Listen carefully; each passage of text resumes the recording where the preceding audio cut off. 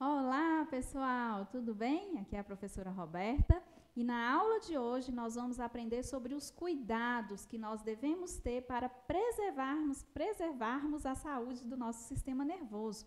Vamos também conhecer algumas substâncias que são perigosas para o sistema nervoso e para a nossa saúde de maneira geral, que são as drogas. Preparados para mais uma aula incrível? Então, vem comigo! Lembra da nossa aula anterior em que nós falamos que o sistema nervoso é formado por um conjunto de estruturas responsável por perceber e interpretar os estímulos do ambiente? Falamos também que este sistema coordena funções mais complexas, como o pensamento, os nossos sentimentos e a capacidade de aprendizado. Se você não assistiu à aula anterior, onde nós apresentamos o sistema nervoso, eu peço que faça uma pausa neste vídeo, assista a aula anterior e depois retorne aqui, ok? É muito importante acompanhar as videoaulas na sequência correta, para que você consiga aprender tudo direitinho, tá? Então, é pelo fato de o sistema nervoso ser o grande coordenador das funções do nosso corpo que é de extrema importância cuidarmos dele com todo carinho, não é mesmo? Mas você deve estar se perguntando, mas como eu posso cuidar do meu sistema nervoso? O que eu devo fazer para manter o meu cérebro, os neurônios e todas as demais partes do meu sistema nervoso funcionando perfeitamente? Não é possível prevenir todas as alterações que atingem o sistema nervoso, pois nós não conhecemos as causas de várias delas.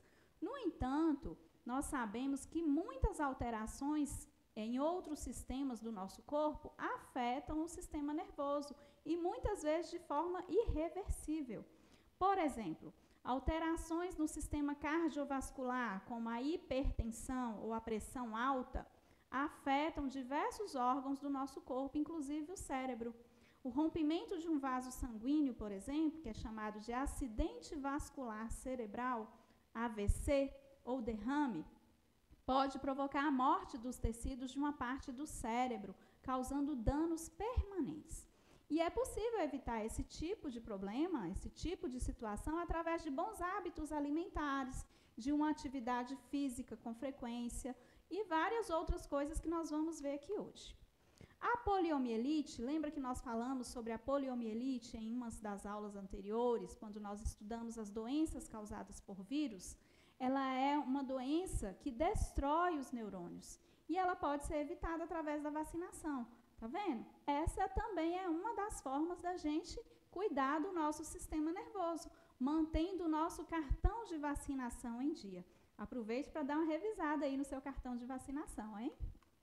E agora nós vamos aprender sobre as substâncias psicoativas, mais conhecidas como drogas, que são verdadeiros vilões do nosso sistema nervoso. De maneira geral, droga é toda substância natural ou sintética que provoca alterações no funcionamento do nosso organismo. Algumas drogas agem no sistema nervoso e modificam a maneira de sentir, de pensar, de agir, são chamadas de substâncias psicoativas. Algumas delas são usadas como medicamentos e, como todo medicamento, só devem ser usadas sob orientação médica. As drogas modificam a atuação dos neurotransmissores. Nós falamos sobre eles na aula anterior. Eles são responsáveis pela transmissão dos impulsos nervosos, dos impulsos que chegam de um neurônio para o outro. E quando a comunicação entre esses neurônios é alterada, o organismo ele pode ser afetado de diversas formas, dependendo de como a droga vai atuar no nosso organismo. E dependendo de como elas atuam no organismo, as drogas elas podem ser classificadas em drogas depressoras, estimulantes e perturbadoras. As drogas depressoras diminuem a atividade do sistema nervoso central. E aí elas podem provocar uma sonolência, movimentação mais lenta do corpo, dentre outros sintomas. As drogas estimulantes, ao contrário, elas aumentam a atividade do sistema nervoso central, diminui o sono, torna a pessoa mais nervosa, mais agitada, entre outros sintomas também. Já as drogas perturbadoras ou alucinógenas, elas produzem uma mudança na qualidade do funcionamento do sistema nervoso central, podendo causar alucinações. Nesse caso, a pessoa ela passa a ver coisas que não são reais, ela passa a enxergar coisas que não existem, tá? Quanto à legalidade das drogas, elas podem ser classificadas em drogas lícitas e drogas ilícitas. As drogas lícitas podem ser comercializadas para maiores de 18 anos. Já as drogas ilícitas têm a venda e o uso proibidos por lei para qualquer faixa etária. O cigarro, as bebidas alcoólicas são consideradas drogas lícitas, ou seja, o comércio desse tipo de droga é permitido por lei para maiores de 18 anos. Mas isso não quer dizer que elas não façam mal. Muito pelo contrário, todas as drogas podem causar sérios distúrbios físicos e psíquicos. Já a maconha, o crack e a cocaína são exemplos de drogas ilícitas, ou seja, não são permitidas por lei para qualquer das faixas etárias, são proibidas, tanto o comércio quanto o uso desse tipo de droga. Todas as drogas podem causar algum prejuízo à saúde, mas os efeitos vão variar de acordo com a quantidade, o tipo de substância utilizada e as características da pessoa que as utiliza. Logo depois de ingerir alguns tipos de droga, a pessoa pode ter uma sensação de prazer, uma leve sensação de prazer. Pode se sentir alegre, relaxada, com mais energia. Mas depois vêm os efeitos desastrosos, que variam com o tipo de droga e com a quantidade consumida. Pode ser um grande cansaço, medo, depressão, problemas de memória, dificuldade na concentração, na aprendizagem, incapacidade de reagir em um caso de emergência, em uma situação de emergência, porque os reflexos ficam totalmente prejudicados. A pessoa pode ter insônia, irritabilidade, alucinações, entre vários outros sintomas. Com o tempo, o cérebro ele pode ser afetado permanentemente, prejudicando a memória, a atenção, a concentração, a capacidade de raciocínio, e esses efeitos são irreversíveis. O uso repetido de alguns tipos de drogas também pode causar danos aos pulmões, ao fígado, ao coração, rins, cérebro, levando a pessoa até mesmo à morte. E muitas drogas podem causar dependência química. Nesses casos, a interrupção no uso provoca a síndrome de abstinência. A pessoa passa a ter sintomas, né, relacionados à abstinência, e esses sintomas são variados. Pode ocorrer, por exemplo, vômito, tremores, suores. A pessoa pode começar a ter insônias frequentes, convulsões, entre várias outras reações, inclusive levar até a morte, como nós já falamos. Muitas vezes, para aliviar essas reações, a pessoa recorre novamente ao uso da droga, e isso causa a dependência química. E para se livrar dessa dependência química, muitas vezes é necessário ajuda profissional, como de psicólogos e de médicos. O álcool inicialmente alivia a tensão e dá uma sensação de relaxamento.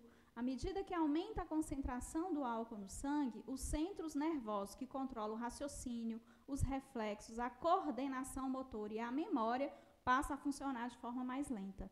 E aí a pessoa perde a firmeza, passa a andar com dificuldade, a ter dificuldades até mesmo para raciocinar e para falar. Em alguns casos, pode ainda apresentar um comportamento social inconveniente, né? A pessoa passa a ter um comportamento desagradável no ambiente onde ela se encontra.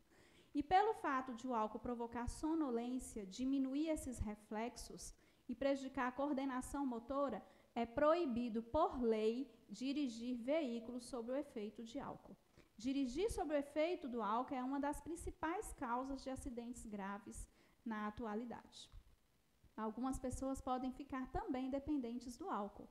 E quando isso ocorre, a pessoa passa a beber compulsivamente, sem controle, e fica irritada, podendo também apresentar a síndrome de abstinência na falta do álcool. O consumo de álcool em excesso gera necessidade de tratamento médico, pois a pessoa corre o risco também de morte. O consumo de álcool em excesso é também um dos principais responsáveis pelos casos de violência, principalmente a violência doméstica. Já o cigarro, apesar de ser uma droga lícita, também oferece sérios danos ao organismo. O cigarro causa dependência, aumenta os riscos de desenvolver câncer e várias outras doenças. Comparados com os não fumantes, os fumantes têm cerca de 20 a 30 vezes mais risco de desenvolver o câncer de pulmão e várias outras doenças.